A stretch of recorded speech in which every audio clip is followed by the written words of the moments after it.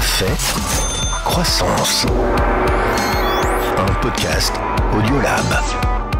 Bonjour et bienvenue dans ce nouvel épisode de Café Croissance, le podcast qui veut vous parler de business et de transformation de soi, rien que ça. Et aujourd'hui, on n'est pas deux, mais on est trois en fait, pour vous parler d'une razzia sur nos datas et poser la question qui fâche. Donc à ma droite, j'ai Tony Germini que je salue. Salut Tony. Salut Marco. Et face à moi, j'ai Grégoire Barbet, l'initiateur, l'auteur, co-auteur d'une publication qui s'appelle Razzia sur nos datas, d'où on tient la moitié de notre titre et que je profite de saluer sans attendre. Bonjour Marco. Alors moi j'ai eu l'occasion de te connaître Grégoire, c'était il y a quelques années, puisque tu as été également le co-auteur de notre si précieuse intégrité numérique que tu as écrit avec Monsieur Roussel. Correct ? Alexis Roussel, oui, tout à fait, ouais. Ouais, et ça date déjà de 2021. C'est un livre que j'ai adoré et ça m'a mis l'impulsion en fait pour commander cette nouvelle publication puisqu'elle parle de data. On parle d'une publication qui date d'il y a quelques semaines, qui a été lancée par Heidi.news pour lequel tu travailles. Tu travailles également comme journaliste cyber pour le journal Le Temps. Oui, alors en l'occurrence, je travaillais chez Heidi et du coup, depuis décembre, je travaille maintenant en tant que journaliste cyber au Temps, ouais.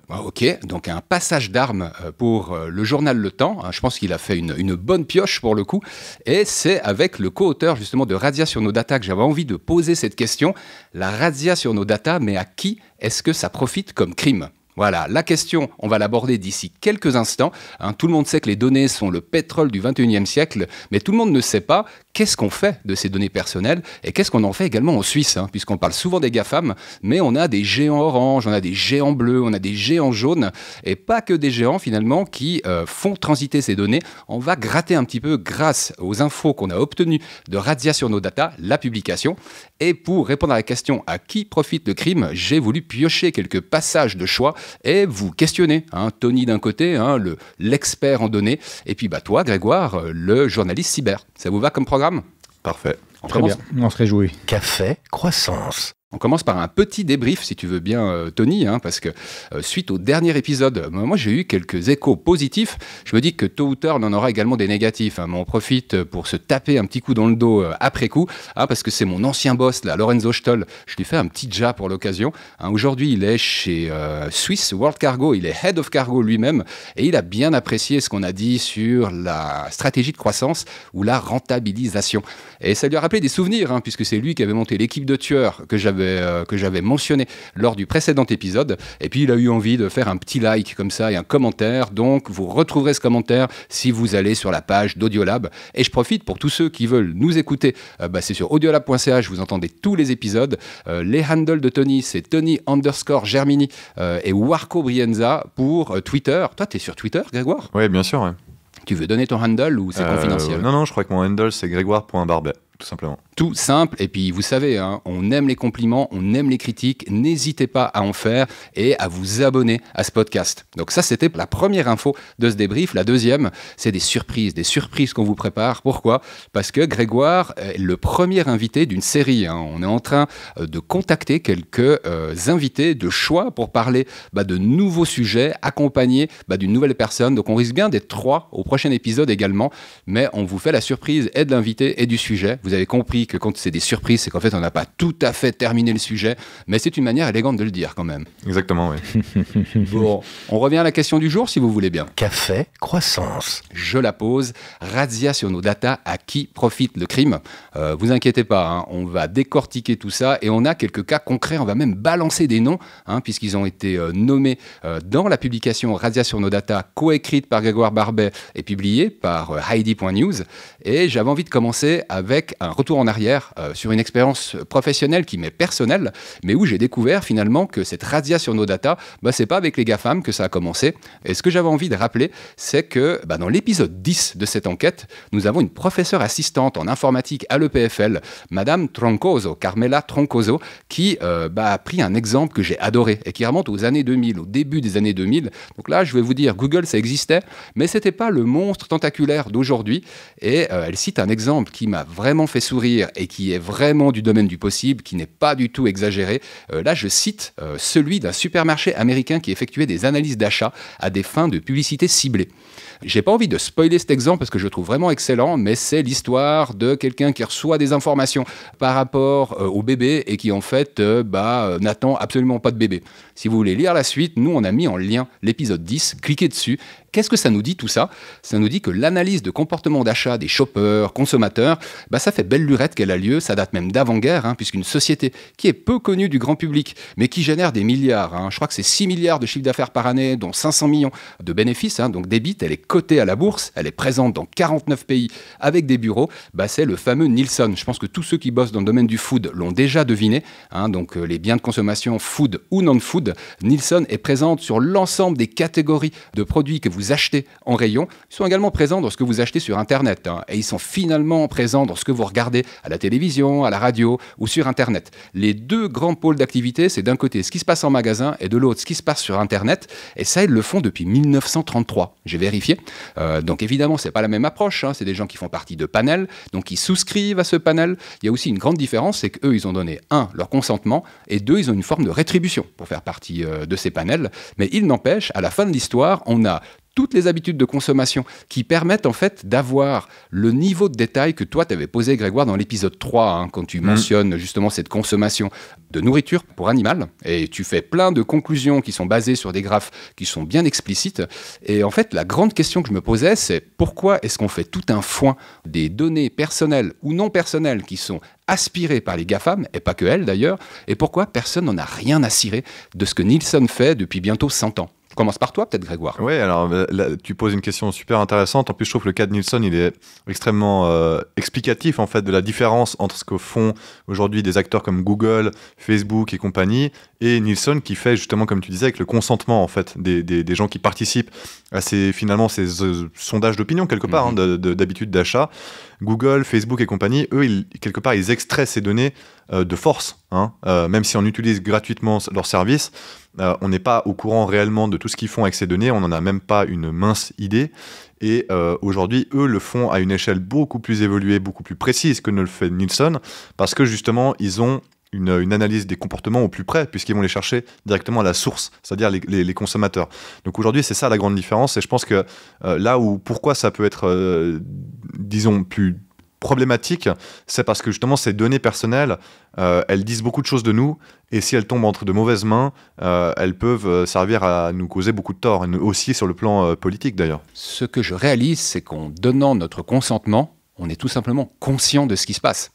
Et qu'on le donne pour de vrai, quoi. C'est-à-dire que c'est pas une case à cocher, c'est vraiment un processus sur lequel je crois qu'on signe un document au début du processus, et ensuite on est sollicité comme personne pour prendre part au panel. Justement, Marco, puisque tu me tends la perche, moi j'en ai lu beaucoup pour cette enquête sur Razzia sur nos data. J'ai lu celle de la COP, j'ai lu celle de Migros, j'ai lu celle de Swisscom, enfin je les ai toutes lues. Et ce qui ressort, c'est que ce sont des conditions qui sont générales, très générales. On ne nous explique pas tout en précision, donc le consommateur n'a jamais vraiment qu'une vague idée de ce qu'on va potentiellement faire avec ces données. Et puis, ça liste aussi des choses que l'entreprise, vraisemblablement, ne fait pas toujours. Donc, en fait, elle se protège en énumérant des choses qu'elle pourrait potentiellement faire, mais qu'elle ne fait pas forcément. Et puis, comme ça, si un jour il y a un problème dans la façon dont les données ont été traitées, ils peuvent se protéger d'un point de vue juridique. Et ça aussi, c'est quelque chose qui pose des questions, quoi. Tu sais, tu mentionnais il y a quelques secondes, Grégoire, une vague idée. Voilà, on a une vague idée de ce qui se passe avec ces données. Moi, tu sais, j'ai l'impression que cette vague idée, c'est aussi partagé du côté collaborateur. À un moment donné, je n'avais pas prévu de le dire, mais là, je vais quand même le dire, le point sur le porte-parole de la Migros, qui dit en fait, et là, j'avais envie de citer, ce qui serait le cas si nous collectionnions des données pour les vendre à d'autres, ce que nous ne faisons pas.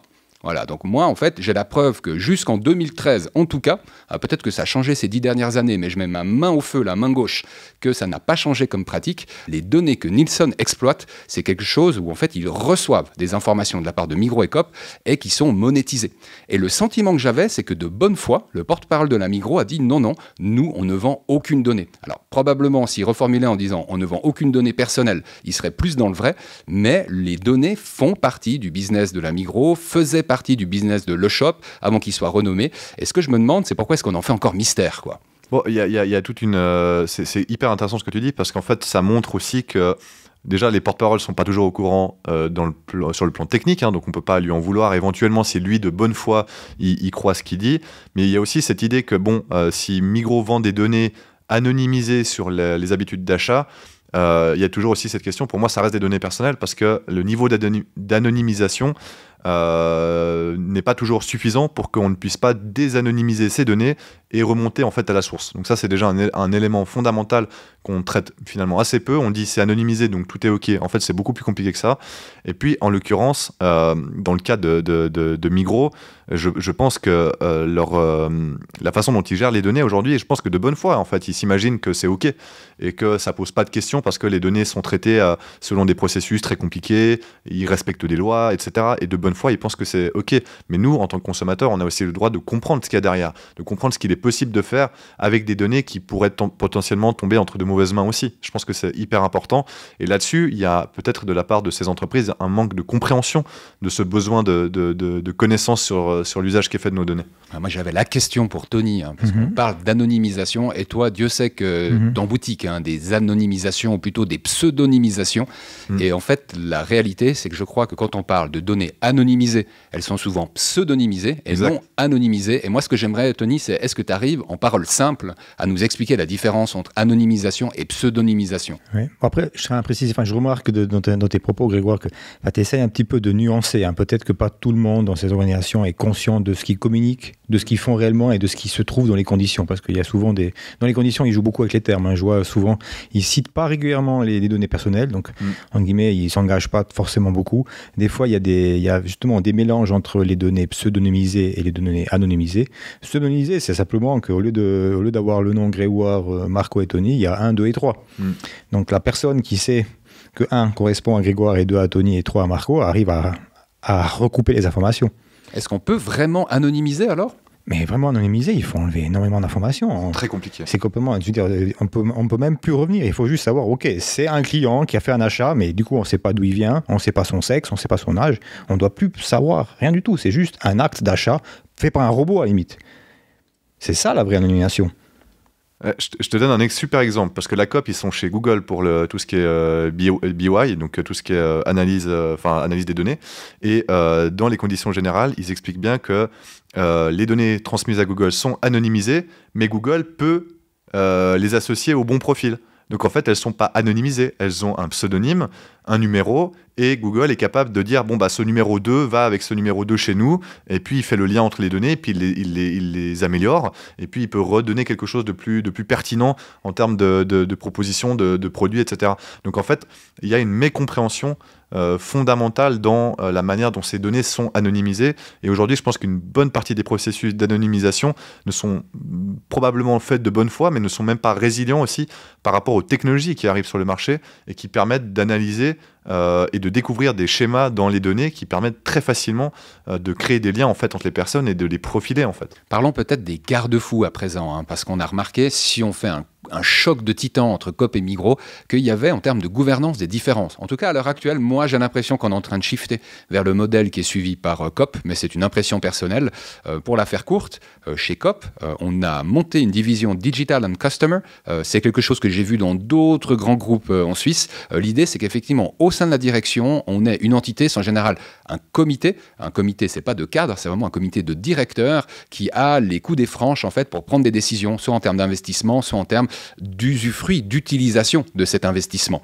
Et à contrario, chez Migros, en tout cas c'est encore le cas aujourd'hui, on a un trade-off, un compromis en fait entre 3 départements. Le premier c'est l'IT, le deuxième c'est le juridique, et le troisième, je l'oublie maintenant, il faut que je regarde mes notes. Oui, le service client. C'est service client. Service client, marketing et service juridique, c'est ça? Et puis l'IT. Et puis l'IT, voilà. Ouais. Marketing, service juridique et puis IT. Alors, autant je peux m'imaginer le temps que ça prend de mettre ces 3 départements d'accord, autant j'ai le sentiment que chacun ayant aussi des intérêts qui sont propres, en sachant qu'ils ont également des points en commun, c'est clair que ça prend plus de temps, mais il y a peut-être un garde-fou qui fonctionne mieux.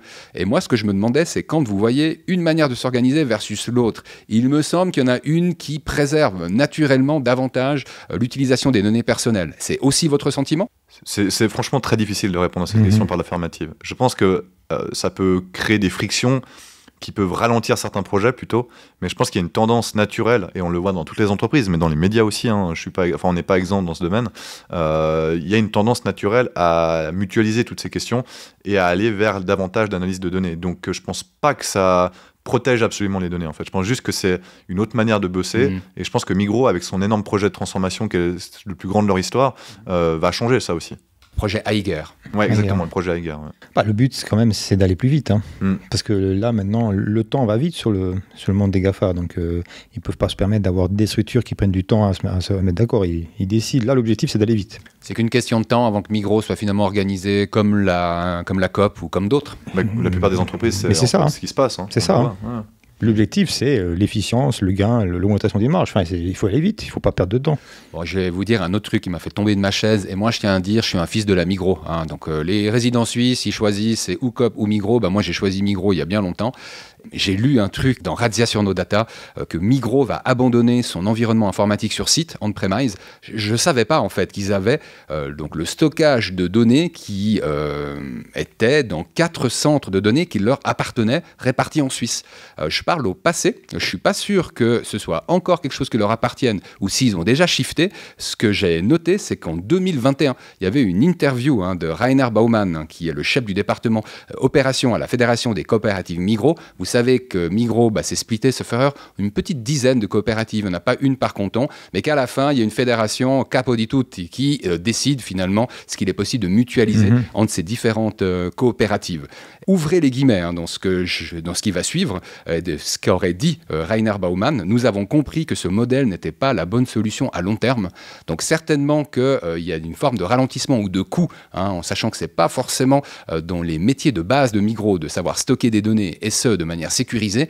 Mais quand j'entends que ça n'est pas la bonne manière de faire, alors qu'à mon avis, c'est une priorité absolue de préserver les données des consommateurs shoppers, là, ce que je me demande, c'est c'est qui n'a pas compris que ce n'était pas la bonne manière de faire? Est-ce que c'est le citoyen qui n'aime pas qu'on fouine dans ses données, ou est-ce que c'est le dirigeant qui a besoin de contribuer à la marge? Mince, la réponse est peut-être dans la question. Bon, c'est tout un grand débat. Hein. Ça fait peut-être 10 ou 15 ans qu'on a pris du retard au niveau même suisse ou européen sur cette maintien de la compétence et de la souveraineté sur nos territoires. Vous avez qu'à regarder ce qui se passe aux États-Unis. Hein. Amazon est leader des data centers. Donc c'est juste une suite logique et commerciale, technologique.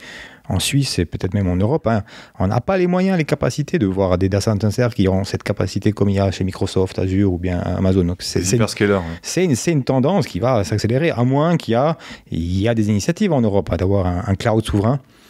Mais il faut des compétences. Même Swisscom se repose sur d'autres clouds pour ne pas les nommer. Donc c'est une suite logique.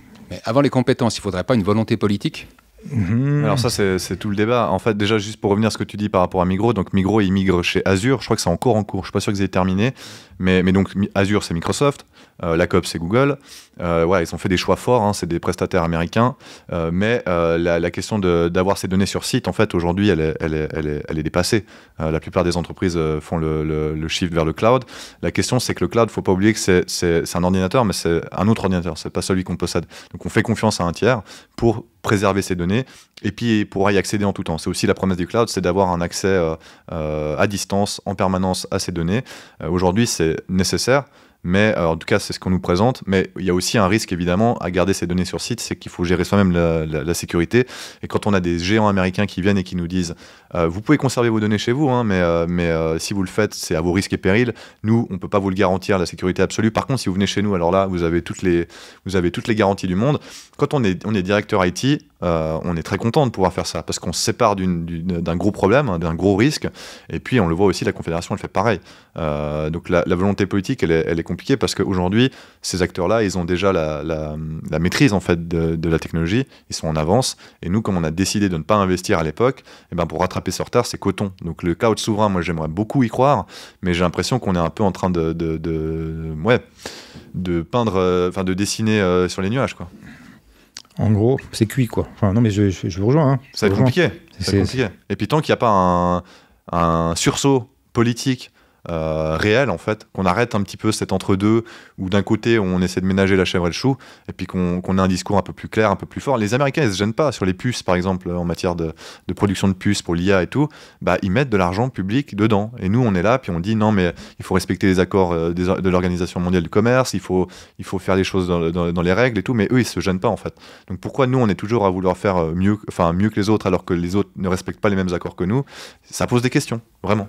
Changeons de disque, ou plutôt ajoutons une couche aux données personnelles, parce que là on va carrément parler de données sensibles, et on va passer à la partie santé. Il y a beaucoup de données, il faut être encore plus attentif à ces données-là qu'aux données personnelles. Il y a eu des mouvements en direction de la santé, alors de géants orange, de géants jaune, je vais rester sur la Migros et je vais ajouter la Poste à ce débat. Pourquoi ? Parce que l'intérêt pour ces données de santé, il est avéré chez la Migros qui a investi, même passablement investi dans différentes entreprises. Ça peut être des centres de fitness, ça peut être des cabinets de médecins, plus récemment des cabinets de dentistes, donc c'est dire si c'est de plus en plus détaillé. Et des pharmacies. Merci de le préciser. Vous avez déjà vu ces logos Medbase autour de certaines gares, ça c'est à la Migros. Et puis finalement du côté de la Poste, il y a eu le rachat de Axana, que je trouve un peu plus visible en Suisse alémanique qu'en Suisse romande actuellement. Et c'est vrai que cet investissement ou ces investissements dans le domaine de la santé, ils peuvent surprendre. Pourquoi ? Parce que finalement la Poste ou la Migros n'ont strictement rien à voir dans leur métier de base. Il y a beaucoup de logistique, que ce soit chez le géant orange que chez le géant jaune, mais c'est vrai que le lien avec la santé, on a encore un petit peu de la peine à le faire. Et puis quand je prends un autre point de vue, à savoir que la santé, et Tony, tu pourras vraisemblablement me le confirmer, pas tout le monde, pas toutes les organisations font de l'argent dans le domaine de la santé. Je mets de côté les pharma, parce que c'est vrai que ça marche plutôt bien du côté pharma, mais dans le domaine de la santé, on parle souvent plus de coûts que de marge. Si c'est pas pour la marge, alors quelle est la raison qui ferait que des groupes de cette taille-là s'investissent et investissent dans le domaine des données de santé ? Je peine à croire qu'il y ait autre chose que finalement l'analyse de ces données et peut-être par extension le croisement de ces données. Est-ce que vous voyez autre chose ? Bon, déjà, Medbase, la Migros, c'est le plus gros employeur de Suisse en termes de médecine ambulatoire. Donc, ça représente, je ne sais pas combien de médecins, j'ai plus les chiffres, 1500, enfin un nombre hallucinant. Donc, ils ont une maîtrise et une situation sur tout le territoire, toute langue et région linguistique mélangées. Imaginez, c'est pas que de la médecine, c'est de la santé. La santé, c'est en lien avec la nutrition. Ils ont aussi des centres de fitness. On disait avant aussi des pharmacies. Donc ça commence à devenir comme un grand géant tentaculaire comme les États-Unis, Walmart, qui a aussi exactement le même fonctionnement. Il y a même des assurances. Donc en fait, ils ont la vue complète sur le citoyen autour de la santé, mais autour de son comportement, même de ses voyages. On peut même extrapoler à ce niveau-là. Si je peux dire sur le plan de Migros, en fait, c'est hyper intéressant parce que je me suis beaucoup intéressé à cette dimension de la santé. Ils ont aussi une application dont je ne sais plus le nom. Là, tout de suite, j'ai un blanc. On le remettra dans les notes d'émission. Mais cette application, c'est une application, en fait, vous pouvez vous créer un profil. Vous pouvez ne vous connecter qu'avec un login Migros. Et puis, elle vous propose, vous pouvez choisir, par exemple, des activités pour maigrir ou pour prendre du muscle, etc. Et puis, ce qu'elle a de sympa pour les gens qui l'utilisent, c'est qu'elle peut même vous proposer des recettes. Et évidemment, les recettes, elle vous suggère aussi des ingrédients que vous pouvez acheter chez Migros. Donc là, on comprend très bien l'intérêt. Il est logique, il n'est pas choquant en soi, Migros a tout intérêt à faire ça, mais étant donné, Migros dit bien qu'ils se séparent. Pour eux, la santé, c'est vraiment important. Les données ne sont pas agrégées dans d'autres secteurs de Migros. Ça, c'est ce qu'ils disent. Maintenant, il y a quand même cette question qui se pose, mais pourquoi du coup, il faut forcément le login Migros pour utiliser cette application ? Voilà, ça, j'ai pas eu de réponse. Mais il y a un intérêt, clairement, les données de santé. Pour l'instant, la réglementation ne permet pas normalement de croiser ces données. C'est extrêmement très sérieux sur ces questions-là, il faut faire très attention, mais peut-être que demain la réglementation peut changer. Pour l'instant elle est stricte, mais qui dit que demain elle peut pas être un peu dérégulée, et ces données-là elles seront stockées quelque part. Donc à un moment donné, si des possibilités de croisement s'opèrent, elles seront réalisées. Donc il ne faut pas non plus être naïf. Pour l'instant, on vit dans un cadre réglementaire qui est plutôt favorable, même si ça n'est pas assez à mes yeux, aux données pour protéger les données de santé, mais demain ça peut changer. Et on peut imaginer très bien que si vous achetez souvent du chocolat à la Migros, et puis qu'on voit qu'à côté de ça, vous êtes en surpoids, et puis que vous avez des maladies cardiovasculaires, et puis que Migros s'achète une nouvelle assurance, et puis qu'à un moment donné, on a décidé de mettre des malus aux gens qui ne font pas suffisamment de sport, peut-être qu'elle pourra relayer tout ça ensemble, et puis avoir un effet sur ses marges avec ça. Donc pour l'instant, on est dans la dystopie, mais ça peut arriver demain. Donc il faut être conscient quand même de ces enjeux, et il ne faut pas imaginer que c'est parce qu'on parle du pire qu'il ne peut pas arriver, quoi. Puis un exemple qui est pas arrivé, qui arrivera pas demain, qui est déjà arrivé hier, et on va rester dans le domaine de la santé pour parler du dossier électronique du patient. Alors moi, j'ai fait mes classes, j'ai voulu être un bon exemple et utiliser SwissSign, qui est une application qui fait partie de l'écosystème La Poste. Ça permet en fait de pouvoir signer numériquement et d'avoir un document validé par sa signature et qui est authentifié. On arrive à ramener cette signature numérique à ma personne. Je trouve qu'elle est plutôt bien foutue, l'application SwissSign en termes de UX, mais c'est vrai que j'ai découvert qu'il y a une section DEP pour dossier électronique du patient et je vous avoue que j'avais pris déjà un premier contact au CHUV dans l'idée en fait de me faire conseiller sur le DEP local et assez vite en fait j'ai vu qu'on pouvait tout automatiser au niveau de la procédure.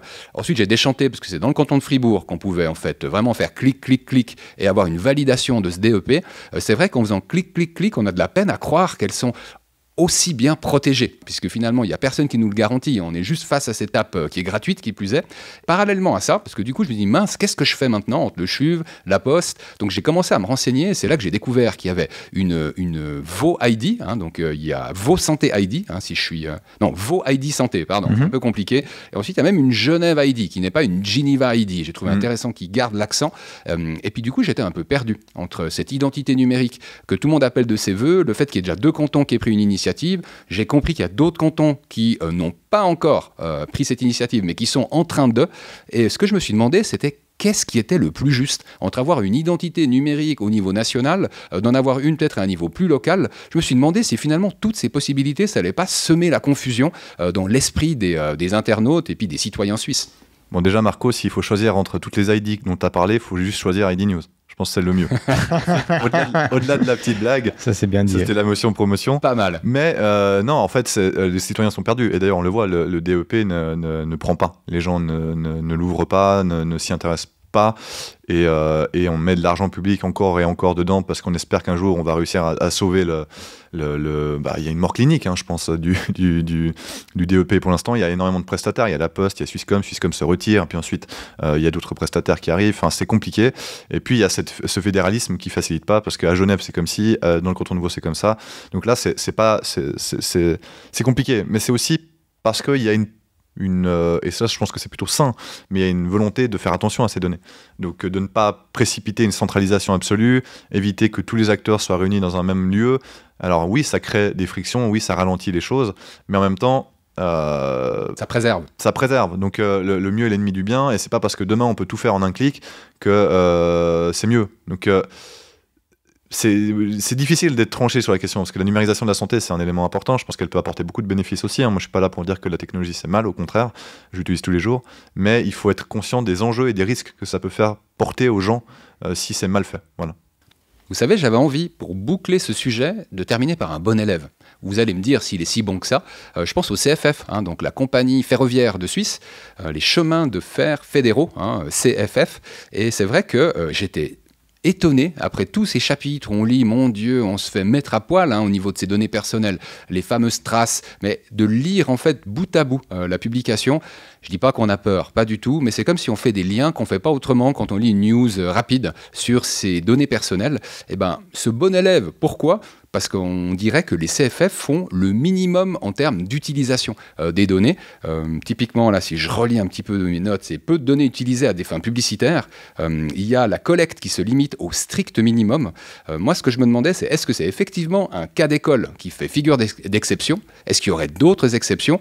Et puis, j'avais envie de faire le lien avec la fin des cookies qui était annoncée par Google pour la fin de cette année. Je crois qu'ils l'ont décalé, mais que maintenant, ils disent non, ça va être fin 2024. Je me demande si, finalement, ces initiatives, soit des bons élèves, soit des tout gros qui font un pas en arrière, ça va permettre de normaliser l'utilisation des données ou finalement de faire un pas en arrière. J'ai l'impression d'être un peu naïf avec cette question, mais j'entends volontiers vos réponses.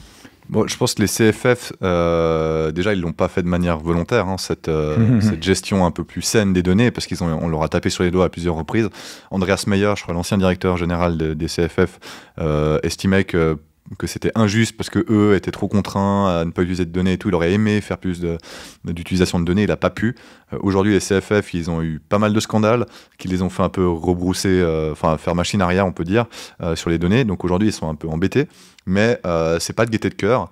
Et puis, même s'ils essaient de faire les choses plutôt bien, eh ben, ils ont quand même sur leur site, par exemple, des adserves de Google, dans lesquels ils publient donc de la publicité automatisée, et ça passe donc par des serveurs de Google. Et donc les gens qui passent sur le site des CFF passent par les serveurs de Google. Et donc en fait, ce qu'on constate, et c'est ce que je constate dans l'enquête, c'est qu'au final, toutes ces entreprises en Suisse qui, pour leur propre intérêt, captent les données des consommateurs, font le jeu des géants américains en fait. Parce que non seulement ils ont besoin d'eux parce qu'ils n'ont pas les technologies, ils dépendent d'eux, mais en plus de ça, ils leur servent finalement ces données granulaires que ces géants-là n'auraient pas autrement. Et donc quelque part, en fait, ils font partie d'un maillon de la chaîne qui est beaucoup plus important et qui dépasse leurs propres intérêts. Et tu disais au début de l'interview, du podcast, que le pétrole, les données sont le pétrole du 21e siècle. Moi, je m'inscris en faux contre cette idée. En tout cas, les données personnelles ne doivent pas être le pétrole du 21e siècle parce que c'est pas une ressource, une commodité. C'est un élément de notre personne, de notre intégrité numérique en l'occurrence. Et si on la laisse exploiter n'importe comment, juste parce que la question se limite à oui, mais on n'a rien à cacher, en fait, on va donner du pouvoir aux autres parce que quelque part, les données, c'est aussi de l'information, et l'information, c'est le pouvoir aujourd'hui. Et donc, quand on a une relation de pouvoir avec des entreprises qui ont une asymétrie de l'information et qui en savent beaucoup plus sur nous que nous-mêmes en savons sur nous, la relation la relation économique peut être que défavorable aux consommateurs. Moi, je dirais même que j'utiliserais le présent directement. On est déjà en train d'être contrôlé, piloté, et on a déjà donné le pouvoir. Enfin, je ne dis pas que c'est peine perdue, on peut essayer de récupérer, mais on est déjà au stade de l'avoir donné. Et puis, je te rejoins, les CFF, tu dis que, oui, ils ont été contraints. Donc, c'est juste le premier qui s'est fait taper sur les doigts. Mais ça aurait pu être quelqu'un d'autre à leur place. Est-ce que donner ces données, reprendre ces volets, le futur nous le dira. Voyons comment évoluent toutes ces questions en lien avec la numérisation et avec l'identité numérique. Un truc à ajouter, Grégoire ? Oui, cette phrase « donner ces données, reprendre ces volets », c'était le titre d'une chronique du conseiller national Philippe Nantermo, dans lequel il expliquait justement qu'il ne fallait pas déconner, mais qu'une fois que les données personnelles, c'est pas grave si on les utilise. Je résume un peu, peut-être que lui serait pas content d'entendre ça, mais en gros, c'était un peu son propos. C'était un peu son propos, oui, il est très fort pour ça. Ouais. Non, mais je rêverais un jour on ait nos données qui soient liées comme avec un droit d'auteur dans la musique, qui sont complètement liées avec un smart contract, par exemple. Puis, au fait, chacun individuellement peut maîtriser ces données via quelque chose de complètement unique, et puis décider après tout seul si on veut effectivement les monétiser. Puis rentrer dans ce panel Nielsen 3.0 où les gens volontairement le font, mais elles sont aussi rémunérées, et puis elles peuvent contrôler comment leurs données sont exploitées, parce qu'elles sont reliées par un identifiant unique. Mais ça, c'est un rêve. C'est les promesses du Web 3, mais je crois qu'il manque un petit peu de maturité encore, ce Web 3, même si j'aime beaucoup les promesses qu'il fait et que certaines commencent à être tenues. À mon avis, ce sera l'objet d'un prochain épisode parce que là, on arrive gentiment au bout. Et ce qu'il faut, c'est respirer un bon coup et partager quelques inspirations. T'es prêt, Tony ? C'est comme ça. Café, croissance. Et on commence par un livre dont on a pas mal parlé, je crois. On a beaucoup parlé, moi j'ai eu beaucoup de plaisir. Moi je me suis concentré sur la partie digitale, peut-être parce que je suis souvent là-dessus. Donc Razzia sur nos data, c'est aussi une publication. Donc comme je dis, on peut le lire gratuitement en ligne sur le site de ID.news, donc ID.news, le ID, notre charmante ID suisse, ou simplement commander en ligne et puis pouvoir le lire chez toi. Donc c'est un petit opuscule qui s'appelle Exploration qui vient d'être publié, donc justement. Et en plus, je viens de découvrir, c'est cool ça. Donc si en plus vous voulez bénéficier d'autres réductions, il y a un code qu'on va aussi vous communiquer par la suite qui s'appelle Croissance Data. Et avec ce code-là, vous pouvez bénéficier d'une réduction de 15% sur la publication en question, mais aussi sur toute autre revue de iNew.news. Ça, c'est cool. Merci. Donc, je récapitule. Vous allez sur Heidi.news, vous cliquez sur le lien visible sur audiolab.ch, les fameuses notes d'émission. Vous regardez la publication qui vous plaît le plus. Ça peut être Razzia sur nos data ou n'importe quelle publication visible une fois que vous aurez cliqué le lien. Et vous tapez ou vous copiez-collez Croissance Data. On l'a mis en lettres capitales sur nos notes. Et bam, vous aurez 15% de réduction. Elle est pas belle, la vie ? satiné. Moi, je vais vous parler d'un autre podcast. Alors celui-là, il est en anglais, mais je sais que beaucoup de gens sont intéressés sur l'actualité d'OpenAI. Et là, c'est Sam Altman qui l'ouvre, et qui l'ouvre franco, dans le podcast de Lex Fridman, l'épisode 419. Il fait beaucoup de promesses sur ChatGPT 5. Et selon lui, en fait, on va arriver à une intelligence artificielle générale avant 2030, quoi. Donc, beaucoup d'ambition de son côté. Et puis moi, je vous invite, avec le lien qui a été posé, simplement à l'écouter ou à le lire. Finalement, quand on le lit, ça se passe également très bien avec ces transcripts qui viennent de l'IA. Non, enfin, avec ces résumés, pardon, pas un transcript qui vient de l'IA. Très, très bien foutu. Et donc, le lien se trouve dans les notes d'émission. Une autre petite inspiration, cette fois en présentiel, pour ceux qui seraient autour de Genève. Alors ça, c'est peut-être un truc qui va t'intéresser, Grégoire, parce que c'est Tishan Su qui est au MAMCO de Genève, et ce jusqu'au 9 juin. Donc le MAMCO, c'est le musée d'art moderne et contemporain. Et pourquoi est-ce que cet artiste américain a retenu mon attention ? Parce que ça fait depuis les années 80 qu'il fait des hybridations entre ce qui se passe au niveau numérique et ce qui se passe dans la vie réelle. Alors clairement, si vous allez voir cette rétrospective, c'est la première qui est réalisée, et ça fait 40 ans en fait, qui fait de l'art. Il était particulièrement actif avant les années 2000 et jusqu'au début des années 2000, mais il a remis un petit peu du cœur à l'ouvrage depuis. Et c'est vrai que là, on a une suite de pièces qui permettent de voir que le matériel était quand même beaucoup plus présent dans les années 80, dans les années 90, jusque dans les années 2000. Et ensuite, on passe au logiciel. Et c'est vrai que de voir cette transition, moi je me réjouis de le faire, je ne l'ai pas encore fait de mes propres yeux, mais c'est quelque chose que je pourrais faire à Genève, au MAMCO, jusqu'au 9 juin. C'est le genre de truc que vous aimez, messieurs, ou bien pas trop là ? Ouais, moi ça me tente bien, en tout cas tu l'as bien vendu, ça me donne envie. Ah, tu fais plaisir. Je ne connaissais absolument pas, mais ça m'a intrigué, Marco. En tout cas... T'es peut-être sponsorisé ou bien ? Pas du tout. Dans le marketing. Ah ouais, je suis dans le marketing. Je suis dans le marketing. Mais bon, il y en a un autre que vous connaissez. Et puis ça, c'est la citation qu'on laisse à Tony. Tu veux nous la lire, Tony ? C'est une lourde tâche, parce que une citation d'un des plus grands politiciens du siècle passé. Pour certains, vous avez peut-être déjà deviné. Enfin, chacun a ses opinions. Winston Churchill. Il disait « Tant que vous n'avez pas accepté l'échec, vous n'êtes pas vaincu ». C'est pas beau, ça ? Ouais, si je le mets en perspective du sujet qu'on a abordé aujourd'hui, tu sais, moi, ça me fait aussi penser au Pac Capona valaisan, c'est-à-dire que tant qu'on lâche pas l'affaire, en fait, on n'a pas perdu. Et ça, c'est vraiment quelque chose qui me correspond bien. Il faut faire attention, parce qu'à un moment, il faut aussi accepter la réalité. Mais cette réalité, j'aime bien la bloquer quand elle me convient pas, et puis lutter un peu. C'est tellement humain, la lutte, même si, en termes d'évolution, franchement, j'espère que je lutterai quand même moins. Plus je vieillis, et puis plus je mûris, du moins j'espère. Je ne veux pas accepter ce qui me convient pas.